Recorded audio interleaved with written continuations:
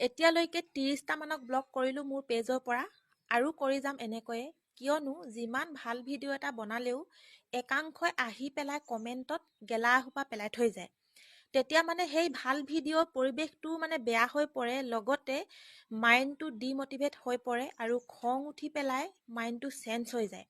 তাতোতকৈ সেই গেলাসোপালে মোৰ ভিডিঅ' নোযোৱাটোৱে ভাল, যিখিনিয়ে আহি পেলাই মোৰ ভিডিঅ' পৰিৱেশটোৱে বেয়া কৰি পেলায়।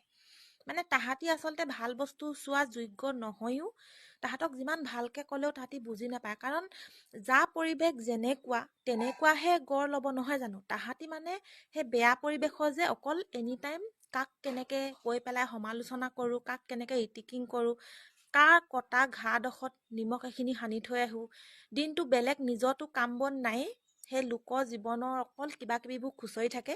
সেইটো কাৰণে যদি কিবা ভাল কৰিব খুজিছে জীৱনত, তেতিয়াহ'লে সেই বেয়াবোৰ আঁতৰাই যাওক। আৰু মই মোৰ আশে পাশে ঘূৰি ফুৰা ভেনামাখিবোৰক মই একদম চাইড কৰি দিছোঁ। মোৰ একদম ৰাস্তাটো মই চাফা কৰি লৈছোঁ, একদম ধুনীয়া চাফা। মোৰ ৰাস্তাৰ সন্মুখত যাতে একো গেলা পচা পৰি থাকিব যাতে নোৱাৰে।